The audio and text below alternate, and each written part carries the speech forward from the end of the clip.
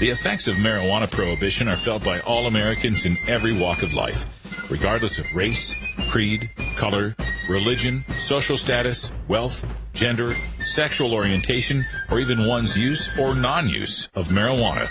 As the marijuana smokers lobby, NORML hears the stories of these average Americans and brings them to the attention of our policymakers and our fellow citizens in this segment we call NORML Newsmakers. All right, we welcome back, everyone. We're joined on the phone right now by Dale Schafer, an attorney in California. Dale, welcome back to the show. Thank you. I understand you just got back from court, and of course we're talking about your case, you and Dr. Mollie Fry. And yeah, my wife, Mollie. I think she's on the phone too, right, Mollie? Hi. Yes, hello. Hello, Dr. Fry. Glad to have you here. And we've had you on the show before to tell your story, but give people the thumbnail sketch of what you were doing in California and how you ended up in this predicament with the law. Okay. My wife got cancer, breast cancer. She had to use marijuana to help alleviate the nausea from chemo. Doctor recommended. A doctor recommended. I started growing marijuana for her. The cops showed up, told us everything they were doing was great, wanted us to write notes for people that they were legitimate. We started doing that. I grew a couple of plants in the backyard for some sick people. We tried to give it to them for free, and the DEA came after us, the federal government did, and the local sheriffs got involved in gathering evidence against us. We were charged with manufacturing marijuana, which means growing it, and conspiracy to manufacture and distribute it.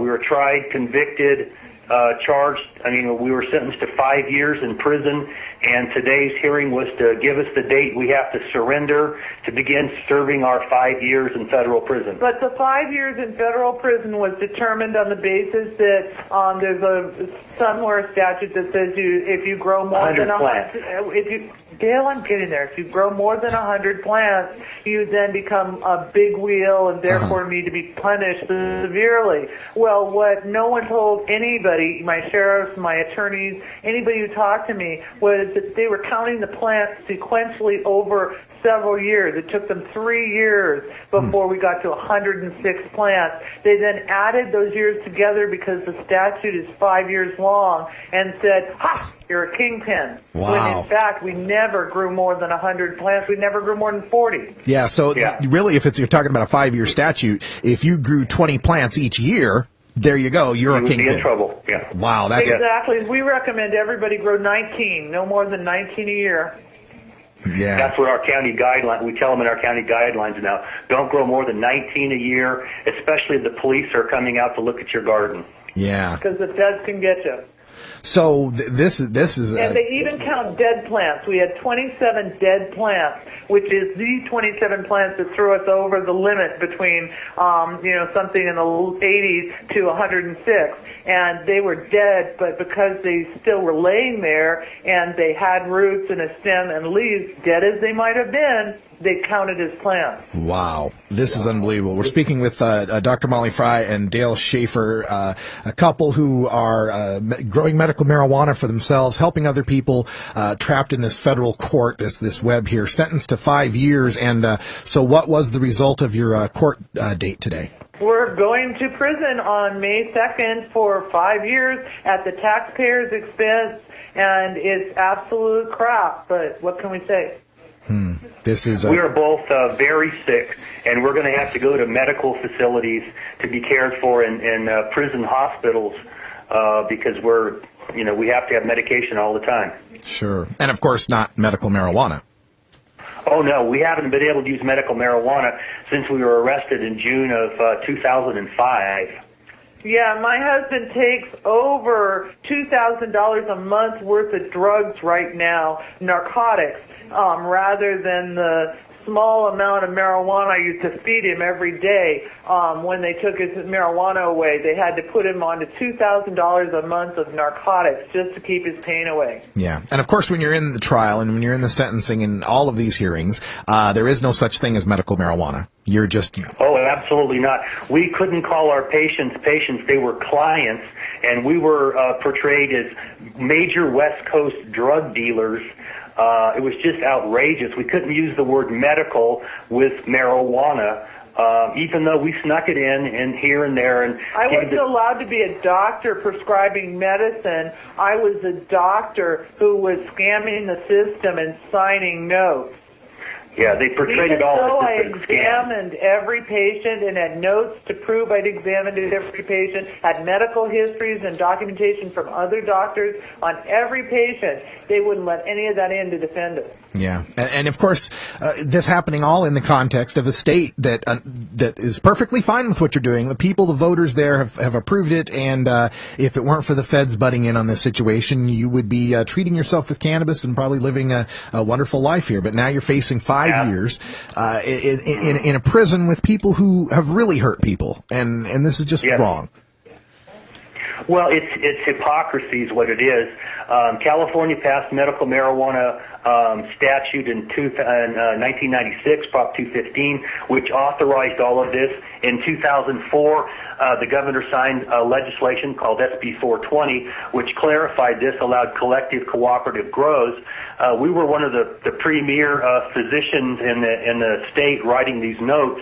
And the federal government and the Eastern District of California got a hair up their butt that they wanted to take us out, and that's exactly what they did. They took a doctor and a lawyer down, and we're going to prison for 5 years because we dared to help sick people with marijuana. And the point was, it was a perfect storm. Dale decided to become political because no one was listening to us, so he ran for district attorney.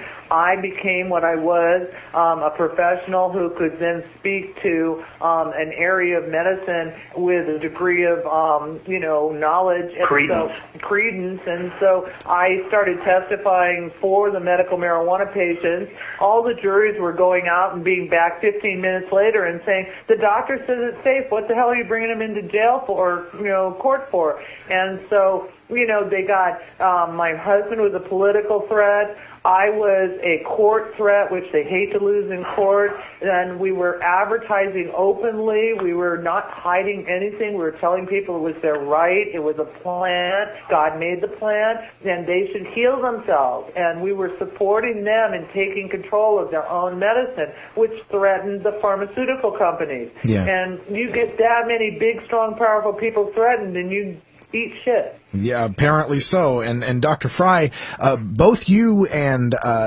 Dale are, professionals, right? You're licensed professionals. You got your law license, you got your doctor's license, right?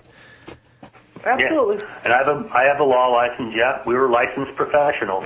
And we were trying to help, and we did things like we had 6 points of identification for the cops on the piece of paper we gave people. It had signatures that were notarized, and it had, all the signature of the person, the thumbprint of the person. We did everything we could to help the cops identify legitimate patients, but none of that mattered. It just mattered that we were a thorn in their side, and, now going forward from this, I'm in the process of building a website called freedocfry.com, and I'm hoping, I've got a letter to the president there that will also go to the attorney general, and I'm hoping that I'm going to write a prison blog while I'm in prison, and my husband is too. And we're also asking for donations in exchange for T-shirts, Doc Fry T-shirts. But we're just trying really hard to keep this family together during the 5 years that we're gone, and to hopefully shorten that term. I mean, a year's one thing. 5 years is something really bad. Yeah. We have 5 children, 2 grandchildren with another grandchild on the way due in October. And so the federal government's onslaught here has basically bankrupted us, but we have to provide for these children.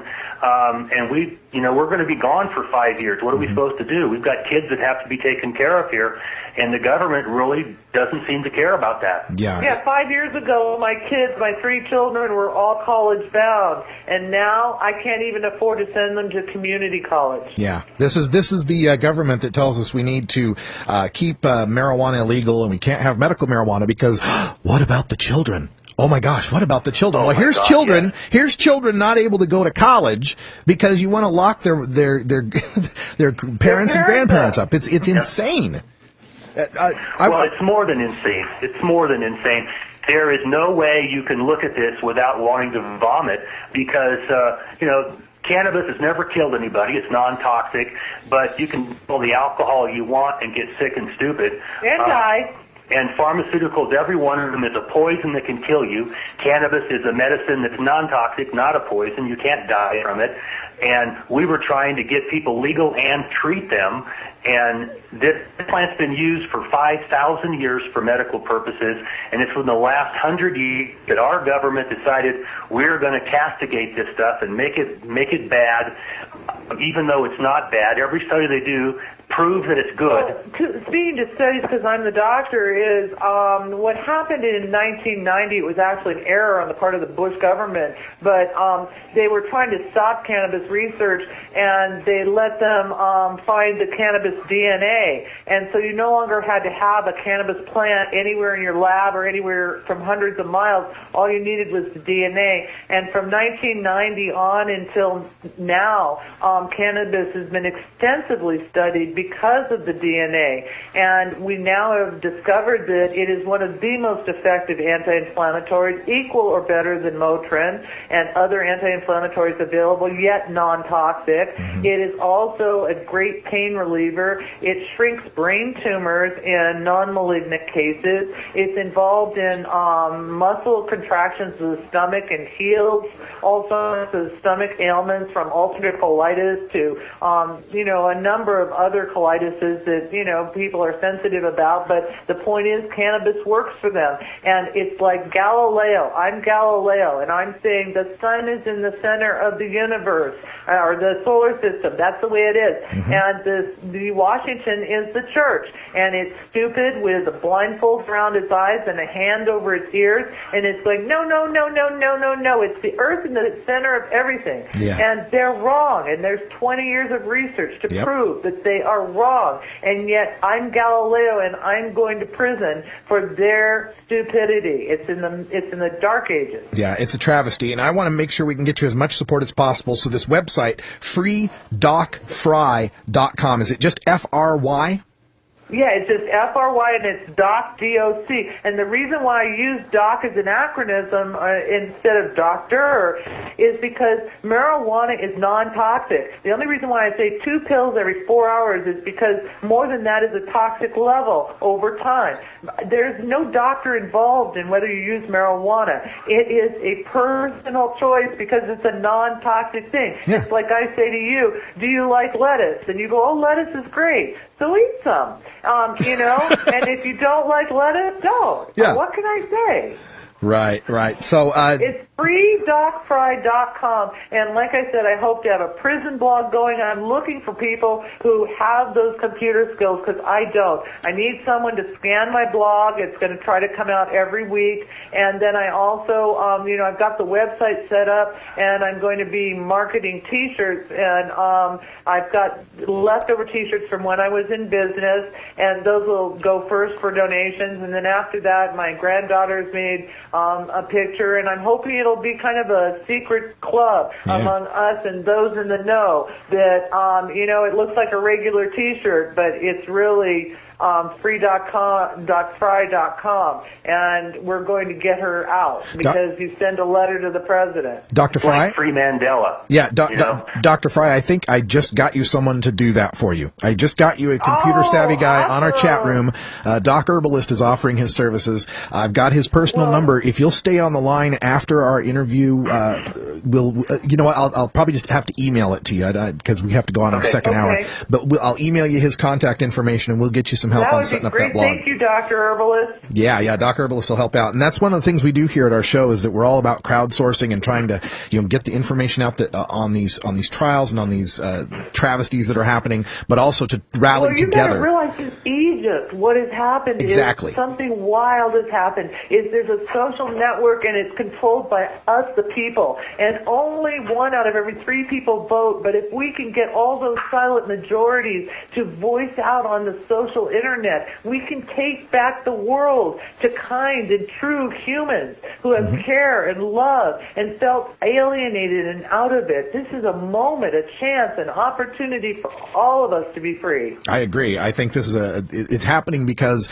the internet is a truly free place, a free exchange of ideas. The only one that still exists. Yeah, and this is, you can't keep people, once they know there's other free people out there, you can't keep them from wanting freedom. That's this is happening. Right. And it's accessible to young people, and it's accessible to all ideas, and it's accessible to choice. And we've just got to get this free marketplace of ideas going. And I think that that's what can bring me out of prison in less than 5 years, is a free exchange of truth. One of the things I learned in college, and this came from J. Edgar Hoover, that if over 10% of your population is violating a prohibition, you can't enforce the prohibition. Well, trust me, more than 10% of the population smoking pot, and they can't enforce this prohibition. Yeah, on an annual basis, it scares the hell out of them. On an annual basis, it's around 11 to 12%, and so absolutely. They can't enforce the prohibition. California is like a wildfire out here. Once we got started, there are dispensaries everywhere. People growing marijuana everywhere. These people, the government can't stop this,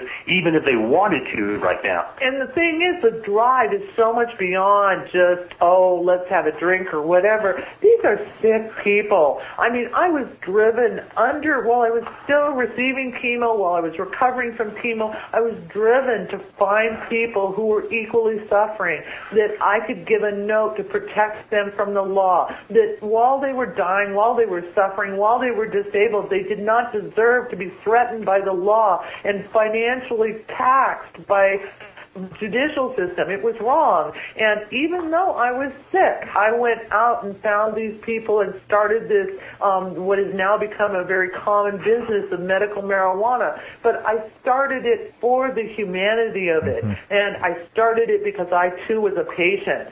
And the results, have been phenomenal. Yes. People have marijuana when they need it. And you can argue pluses and minuses, but sick people are not denied. And praise God. Except for us.